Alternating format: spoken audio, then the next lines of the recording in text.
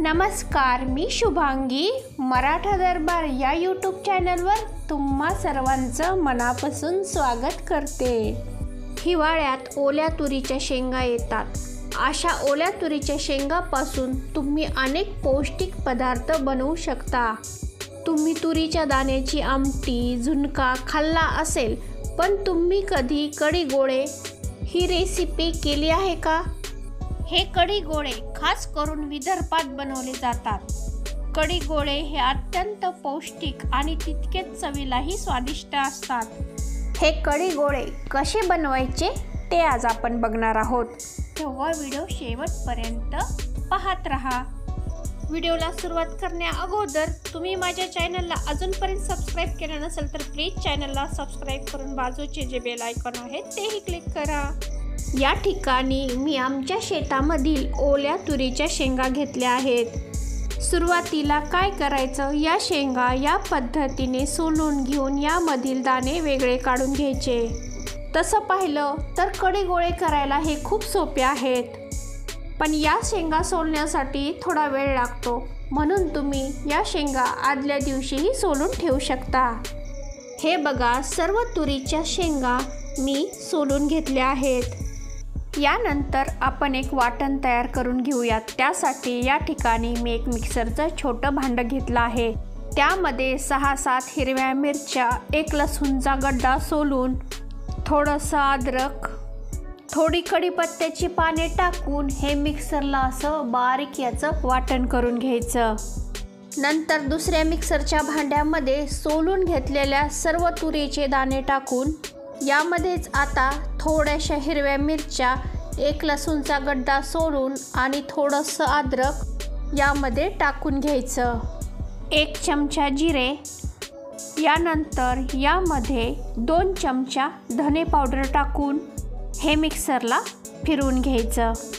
हे बघा, तुम्ही बघू शकता, हे मिश्रण मिक्सरला असं थोडंसं जाडसरच ठेवायचं, एकदम बारीकही नाही करायचं. सर्व तयार झालेलं मिश्रण मी एका भांड्यामध्ये काढून घेतलं आहे. आता यामध्ये चवीनुसार मीठ टाकून घ्यायचं. त्यासाठी मी 1 चमचा मीठ टाकून घेतलं आहे. या मिश्रणामध्ये अगदी थोडंसं म्हणजे मोठ्या चमच्याने मी 2 चमचे बेसन पीठ टाकून घेते आहे. बेसन पीठ हे अगदी कमीच टाकायचं आहे. नंतर हे सर्व मिश्रण हाताने व्यवस्थित असं मिक्स करून घ्यायचं. हे बघा, घट्टसर असं मिश्रण तयार होतं. आता या मिश्रणाचे आपल्याला गोळे तयार करून घ्यायचे. यामधील थोडंसं मिश्रण घेऊन हे बघा, या पद्धतीने असे मी गोल गोल याचे गोळे तयार करून घेते. या मिश्रणामध्ये जर बेसन पीठ जास्त झालं तर हे गोळे गच्च होतात. म्हणून या मिश्रणामध्ये बेसन पीठ हे बेतानीच टाकायचे. हे बघा, या पद्धतीने सर्व मिश्रणाचे मी गोळे तयार करून घेते. सर्व मिश्रणाचे गोळे तयार करून झालेत. आता आपण कढीची तयारी करूयात. त्यासाठी या ठिकाणी मी पातेल्यामध्ये ताक घेतलं आहे. हे ताक मिक्सरच्या ज्युसरच्या भांड्यामध्ये ओतून घ्यायचं. या ताकामध्ये 2 चमचे साखर आणि चवीनुसार मीठ टाकून घ्यायचं. यामध्ये थोडंसं बेसन पीठ टाकून हे मिक्सरला चांगलं असं फिरून घ्यायचं. दुसऱ्या साईडला कढई तयार करण्यासाठी मी गॅसवर एक कढई तापत ठेवली आहे. या कढईमध्ये 1 पळी तेल टाकून घ्यायचं. तेल तापलं की यामध्ये 1 चमचा हळद टाकून घ्यायची. हळदीचा कच्चटपणा दूर झाला की यामध्ये कढीपत्ता टाकून घ्यायचा. कढीपत्त्याशिवाय कढी ही पूर्णच होऊ शकत नाही. कढीपत्ता ही तेलामध्ये मस्त असा तळला गेला की यामध्ये अर्धा चमचा जिरे टाकून घ्यायचे. जिरे पण तेलामध्ये छान असे तडतडले. थोड्याशा मेथ्या टाकून घ्यायच्या. मेथ्या या नक्की टाका, कारण मेथ्यामुळे कढीला एक खूप छान अशी चव येते. अर्धा मिनिट मेथ्या तेलामध्ये परतल्यानंतर सुरुवातीला जे लसूण मिरचीचं वाटण करून घेतलं होतं ते वाटण यामध्ये टाकून घ्यायचं आणि हे वाटणही तेलामध्ये परतून घ्यायचं. यानंतर हे बघा, आपण तुरीचे जे गोळे तयार करून घेतले होते ना, त्याचं वाटण या तेलामध्ये थोडंसं टाकून घ्यायचं. हे वाटण नक्की टाकायचं, कारण या वाटणामुळे कढीला एक छान अशी चव येते आणि दाटसरपणाही येतो। यामध्येच चिमूटभर हिंग टाकायचा आणि व्यवस्थित मिक्स करून घ्यायचं। हे मिश्रण करपू नये म्हणून यामध्ये थोडंसं पाणी टाकून घ्यायचं आणि हे पाणी आटूपर्यंत चांगलं असं शिजून घ्यायचं। हे बघा 3 ते 4 मिनिटांनंतर यामधील पाणी पूर्णपणे आटलं आहे आणि हे मिश्रणही घट्टसर असं झालं आहे। आता यामध्ये मिक्सरला तयार करून घेतलेलं ताक ओतून घ्यायचं। हे बघा आपली मस्त अशी कढी तयार झाली आहे। या कढीला अधनं-मधनं हलवत राहायचं। गॅसची फ्लेम हायस्ट ठेवायची। हे बघा तुम्ही बघू शकता 8 ते 10 मिनिटांनंतर कढीला अशी छान उकळी आली आहे। यामध्ये आता कोथिंबीर टाकून घ्यायची। कोथिंबीर व्यवस्थित अशी मिक्स झाल्यानंतर यामध्ये आपण ओल्या तुरीचे जे गोळे तयार करून घेतले होते ते गोळे यामध्ये सोडून घ्यायचे। लक्षात ठेवा गोळे हे कढीच्या नेहमी उकळीतच टाकायचे।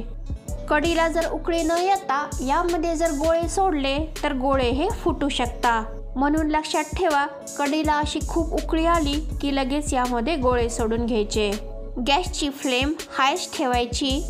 यामध्ये अजिबात चमचा घालायचा नाही। 2 ते 3 मिनिटांनी हळूहळू यामधील गोळे वर यायला लागतात। अगोदरच यामध्ये जर चमचा घातला तर गोळे हे फुटू शकतात।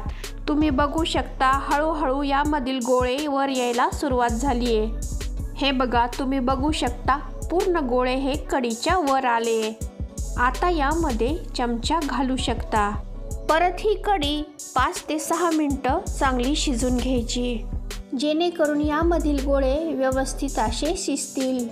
या कढी गोळ्यांची चव आणखी वाढावी यासाठी यावर फोडणी तयार करून घेऊयात। त्यासाठी एक छोट्या साईजच्या नॉनस्टिकच्या कढईमध्ये मी तेल असं गरम करून आणलंय। त्यामध्ये मोहरी टाकून घ्यायची। मोहरी छान अशी तेलामध्ये तडतडली की यामध्ये 5 ते 6 लाल मिरच्या टाकून घ्यायच्या आणि कढीला रंग असा सुरेख येण्यासाठी यामध्ये अर्धा चमचा लाल तिखट टाकून घ्यायचं। लाल तिखट हे सर्वात शेवटी टाकायचं म्हणजे ते करपणार नाही आणि ही सर्व फोडणी गरम असतानाच या कढीमध्ये ओतून घ्यायची। मस्त असे खाण्यासाठी आपले कढी गोळे तयार झाले। आता मी हे एका प्लेटमध्ये काढून घेतेय। तुम्ही हे कढी गोळे ज्वारी किंवा बाजरीची भाकरी, भात कशासोबतही खाल्ले तरी छानच लागतात। तेव्हा हे कढी गोळे करून बघायला विसरू नका आणि माझी ही आजची रेसिपी तुम्हाला आवडल्यास नक्की लाईक, कमेंट आणि जास्तीत जास्त शेअर करायला मात्र विसरू नका।